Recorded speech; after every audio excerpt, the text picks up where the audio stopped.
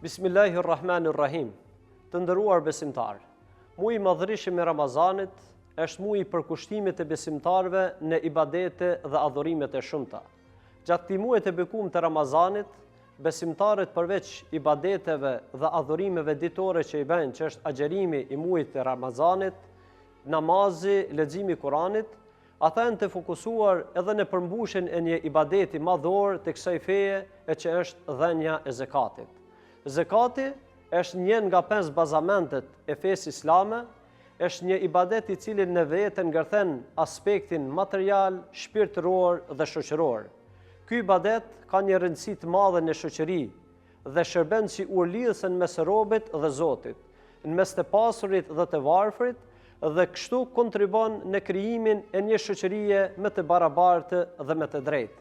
Fjala zakat do të thotë pastrim, shtim dhe begatim, kurse në aspektin terminologjik, zakati definohet si një ndarje e një pjese të pasurisë së besimtarëve nga pasuria e veçantë dhe dhënia e asaj pasurie në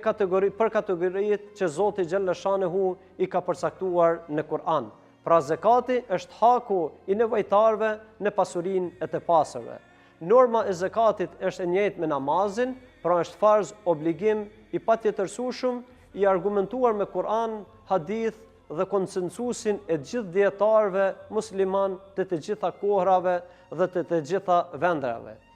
Përmes zakatit synohet që në rënd partë forcohet lidhja me Zotin xhalla shanehu, të pastrohet pasuria jon nga haku i të tjerëve dhe të pastrohet shpirti ynë nga lakmia dhe kopracia e tepërt, të shtohet dhe të pasurohet pasuria jon, si dhe të ndihmohet të gjitha atyre familjarëve dhe kështu të kontribojmë në rritjen e solidaritetit shoqëror dhe në praktik ta tregojmë vëllëzrinë islame dhe ndjenjen e përgjegjësisë ndaj të tjerëve. Zakati jepet për të gjitha ato lloje të pasurisë që fetarisht janë halal dhe të lejuar, e ku mund të përmendim zakati në ari, argjend dhe valutat bashkëkohore, zakati në mall tregtie, zakati për bageti, zakati në të mbjellura dhe të korrura, pra, zakati në pasuritë nëntoksore, si dhe zakati në fabrika, apartamente dhe veprimtaritë e tjera prodhuese të kohës sonë. Allahu xhalla shanehu përveç që e obligoi dhënien e zakatit, ai në mënyrë ekskluzive ka caktuar në Kur'an që zakati t'u takojë të varfërve, të ngratëve, atyre që punojnë në mbledhjen e zakatit, në përfitimin e zemrave të atyre të cilët e kanë imanin e dobët, në lirimin e robërve, atyre që janë të zhytur në borxhe, në rrugën e Zotit xhalla shanehu, si dhe atyre të cilët kanë mbetur në rrugë. Të ndershëm besimtarë,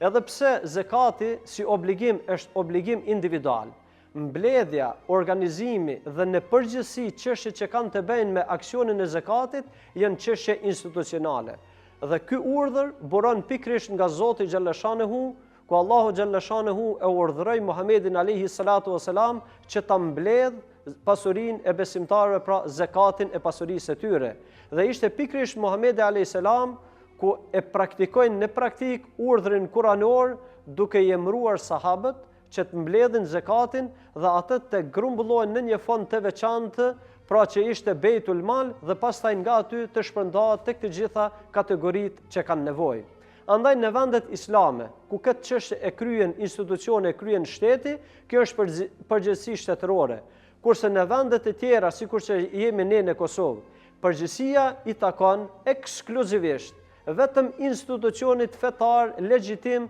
për organizimin e jetës fetare në vend. Andaj në vendin tonë, institucioni i vetëm legjitim, kredibil dhe përgjegjës për organizimin e jetës fetare, në këtë rast edhe organizimin e mbledhjes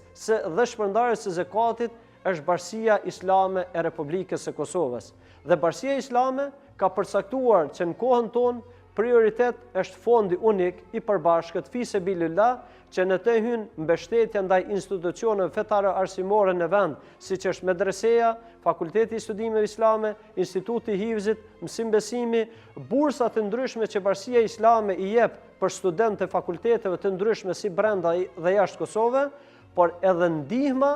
e atyre kategorive pra nevojtare që i bën përmes shoqatës bereqeti. Andaj, besimtarët ashtu siç e kanë obligim që mos ta neglizhojnë këtë ibadet, duhet të jenë të kujdesshëm që këtë ibadet mos lejojnë që të bije në duar të dikujt tjetër, por kjo të bëhet përmes institucionit të Bashkisë Islame të Kosovës. Në fund, duke i falendruar besimtarët tanë për kontributin që ka dhënë ndaj institucionit të Bashkisë Islame, e posaçërisht ndaj institucioneve fetare arsimore, siç është medreseja, Fakulteti i Studimeve Islame, që nga themelimi i tyre, pra kanë mbijetuar me ndihmën e besimtarëve, u bëjmë thirrje besimtarëve pra që ta kryen këtë ibadet, ta kryen përmes fondit unik të Bashkisë Islame, përmes këshillave të tyre lokale të Bashkive Islame ku jetojnë, sepse kjo është forma e vetme, rruga e drejtë dhe e garantuar për një menaxhim të drejtë dhe korrekt të aksioneve të zakatit. Zoti ju shpërbleft të gjithëve.